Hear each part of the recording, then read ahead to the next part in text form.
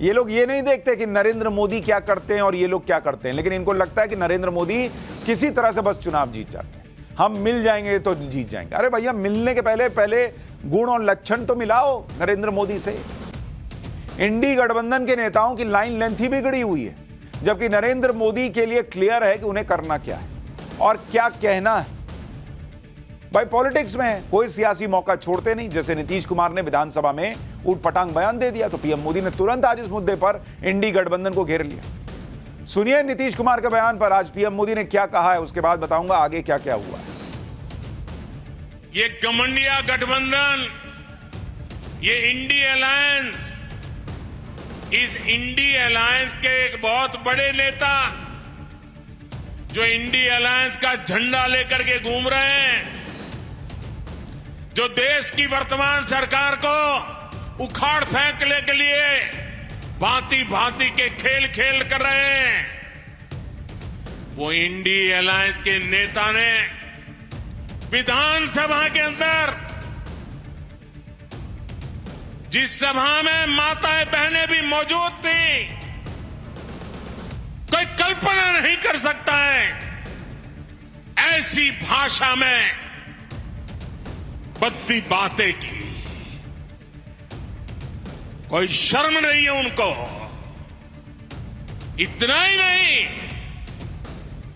INDI alliance का एक भी नेता माताओं बहनों के इतने भयंकर अपमान के खिलाफ एक शब्द बोलने के लिए तैयार नहीं हुआ। कितने नीचे गिरोगे और दुनिया में देश की बेइज्जती करा रहे हो।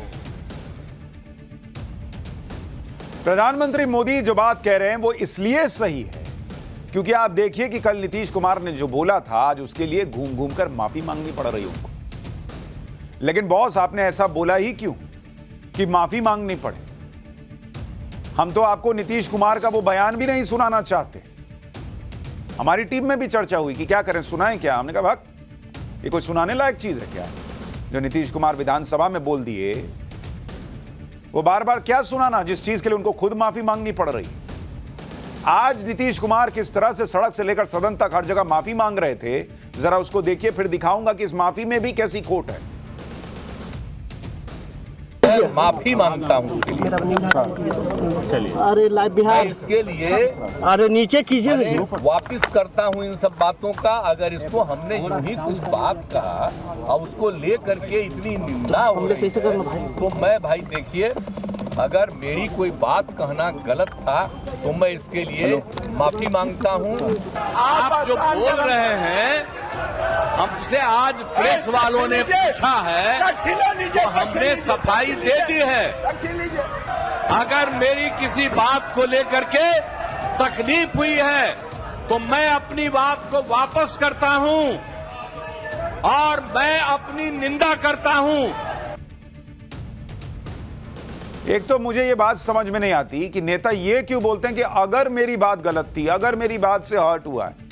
अगर क्या बॉस, आपको अभी भी समझ में नहीं आ रहा है कि आपकी बात से जो है महिलाओं को कैसा फील हुआ है, प्रदेश की जनता को कैसा फील हुआ है? लोग पूछ रहे हैं कि ये बिहार के सीएम हैं और इनको देश का पीएम बनना है। कल को संसद में अगर बन गए पीएम तो संसद में भी बताएंगे यही सब बातें। और बॉस, आपको यह भी बताता हूं कि पॉलिटिक्स में ईमानदारी बहुत जरूरी चीज होती है। और मैं आपसे बार बार कहता हूं कि ये लोग नरेंद्र मोदी से कंपेयर करते हैं, इनमें सबसे बड़ा डिफेक्ट यह है, सबसे बड़ी कमी यह है कि इनमें ईमानदारी की कमी है। नीतीश कुमार ने भी जो माफी मांगी वो ऐसा लग रहा है कि मजबूरी में मांगी गई माफी, क्योंकि उधर नरेंद्र मोदी ने बोल दिया, नरेंद्र मोदी महिलाओं के लिए आरक्षण का बिल लेकर आ रहे हैं, यहां महिलाओं का सदन में अपमान हो रहा है, तो ये प्रेशर में आ गए। और कैसे आधे अधूरे मन से माफी मांगी गई है, ये इसलिए कह रहा हूं क्योंकि जब सदन में नीतीश कुमार पर बीजेपी ने सवाल उठाए तो नीतीश कुमार ने अपनी गलती पीएम मोदी पर डाल दी और आरोप लगाने लगे कि आपको तो आदेश आया होगा इसलिए आप मेरी निंदा कर रहे हैं। वाह बॉस, अभद्र भाषा और भद्दे इशारों का इस्तेमाल आप करें और राजनीति करने का आरोप दूसरों पर लगाएं। एक बार सुनिए नीतीश कुमार जी ने क्या कहा है। आप लोग कल सहमत थे, लेकिन आप लोगों को आदेश आया होगा कि मेरी निंदा करो, तो मेरे किसी बात के लिए है, मैं उस सब को वापस करता हूं। आप बताइए खुद, किसी आदमी को अपनी गलती का एहसास होगा तो सामने वाले को यह बताएगा कि तुमको ऑर्डर आया है इसलिए तुम जो है मेरी निंदा कर रहे हो। सामने वाला क्या कर रहा है वो छोड़िए ना बॉस, आपने क्या किया वो देखिए। नीतीश कुमार ने जो बात कल विधानसभा में कही थी वो फैमिली प्लानिंग को लेकर कही, लेकिन उनकी भाव भंगिमाएं, उनके इशारे, उनके शब्दों का चयन, ये सब इतना हल्का स्तरहीनता लग रहा था, सड़क पे बात चल रही। वो फैमिली प्लानिंग को लेकर गंभीर बात कह रहे थे, लेकिन उसे इस तरह से बोला कि बहुत लोगों को इस पर आपत्ति हो गई। सदन में कई महिलाएं भी थी जो इस तरह की बातों से असहज हो गई। कई महिलाएं तो बाहर आकर रोने लगी। सुनिए बीजेपी की एक महिला विधायक को। Never can Bihar women forgive him, this person, because आज उन्होंने अपनी पूरी मर्यादा को शर्मसार कर दिया है।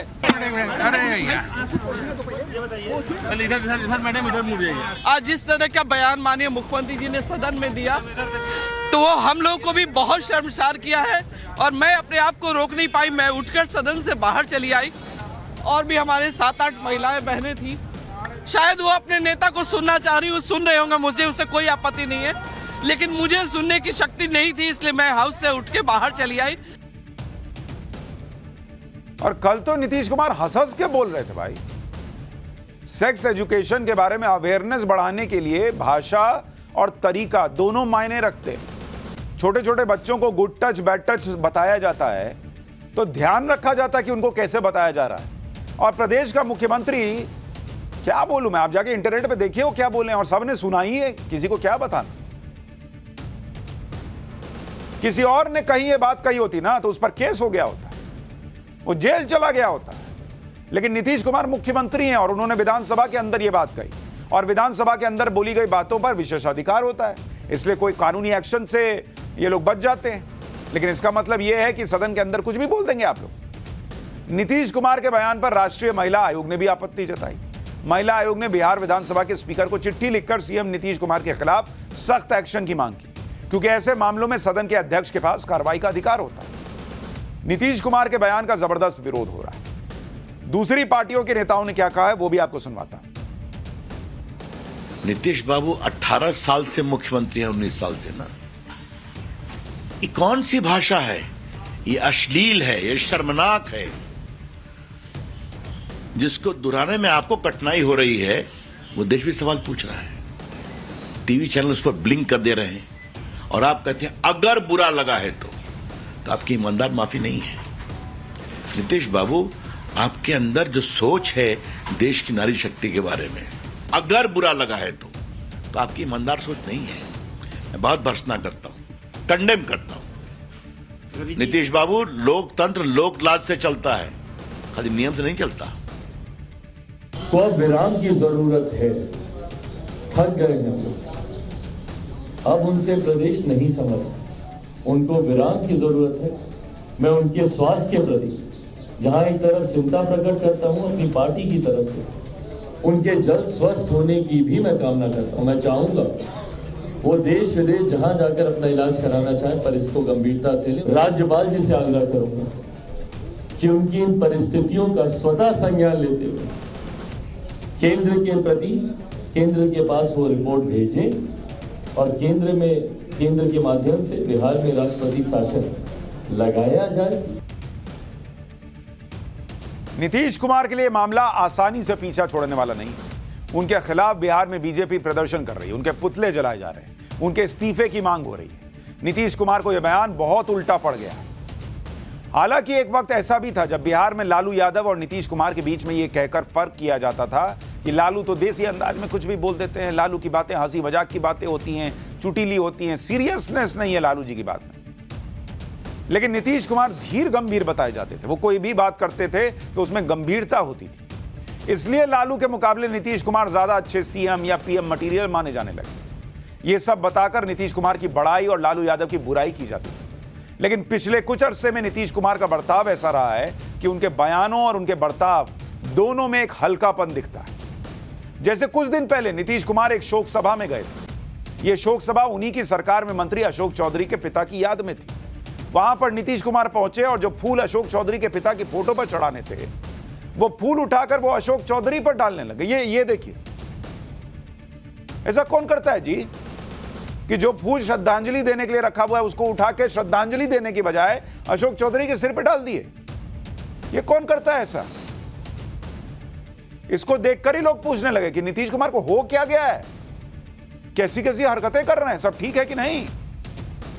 इसी तरह से पिछले साल नीतीश कुमार ने चिराग पासवान को लेकर बातों बातों में पर्सनल कमेंट करना शुरू कर दिया। वो रामविलास पासवान की दूसरी शादी का जिक्र करने लगे कि उन्होंने तो दिल्ली जाकर दूसरी शादी कर ली। अब राजनीति में इस तरह के पर्सनल कमेंट कौन करता है? लेकिन नीतीश कुमार पिछले कुछ अरसे से यही सब कर रहे हैं। सुनिए उन्होंने चिराग पासवान को लेकर पिछले साल क्या कह दिया था। अब आपको मालूम नहीं है कि उसके पिताजी का कितना हमने किया था, सम्मान ही नहीं दिया था, उनका हमने समर्थन किया था। शुरुआती दौर की बात है, अभी सब तो बच्चा न है जी। बिहवा तो दूसरा वहाँ जाके दिल्ली में न किए हैं, तो जब वहाँ रहते थे तो वहाँ जाते नहीं रहते थे। हमारा रिश्ता बहुत पुराना रहा है।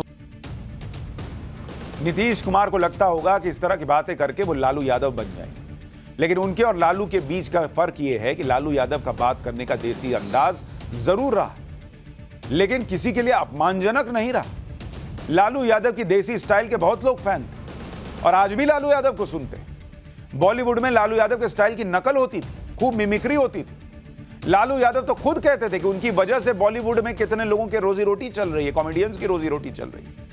लालू को उनके विरोधी भी बड़े मजे से सुनते थे और हंसते थे, लेकिन लिमिट क्रॉस करने वाली बातें कम ही देखी गई और सुनी गई। आज लालू के देसी अंदाज को भी आपको याद कराता हूं और आप फर्क कीजिए कि क्या लालू जी का अंदाज था और क्या नीतीश कुमार जो है आज किस जगह पहुंच गए। ये हो फोन बराबर बोलते थे, ये हो टेलीफोन बिना पूछ वाला, वही में बैठ के बम्बई में सब बीजेपी वाला और तरह तरह का खेल भेजता है। इसमें लड़की बना देगा, लड़की बना देगा सुंदर, और लालू यादव का फोटो हूबहू बना देगा और दोनों के गर्दन में सटा देगा और वहां से बटन दाब देगा और करोड़ टेलीफोन में जा रहा, तुम देख रहे हो तो मम्मी पापा जी लालू जी, खतरनाक हो। शब्दों का चयन कितना इंपॉर्टेंट होता है, नीतीश कुमार किसी से नहीं तो लालू यादव से ही सीख लें, जिनके साथ गठबंधन में। सीरियस बात को हल्के अंदाज में कहते थे, लेकिन कम से कम भाषा की मर्यादा नहीं लांघते थे। तो बीजेपी से तो नहीं सीख सकते, लालू जी से तो सीख ले नीतीश जी। संसद में तो लालू यादव की ऐसी ऐसी बातें रिकॉर्ड हैं जिस पर खूब ठहाके लगे। आज भी लोग सुनते हैं, हंसते हैं, लेकिन उन बातों में भी गंभीरता होती थी। कम से कम वो अंदाज ही सीख ले नीतीश जी। ये हमारी बहन ममता, ये मामूली आदमी है, मजबूत आदमी है ममता। उसकी ताकत थी, चाहे जहां से लड़के आए। कहा था ममता जी ने कि हम अगर बनाते हैं तो हम रेल लेंगे, रेल। और वो बोला कि हम नीतीश जी या जॉर्ज साहब बोले कि हम रेल नहीं, नीतीश बोले कि हम नहीं छोड़ेंगे रेल। तब पंचायती करने चले गए जॉर्ज साहब की भाई सरकार टूट जाएगी, नीतीश मान जाओ। तो नीतीश जी ने जॉर्ज साहब को कहा कि खबरदार, फिर बिहार से लड़ना नहीं है क्या आपको। माननीय ममता बहन ने उस बात को जस्टिफाइड और क्लियर किया।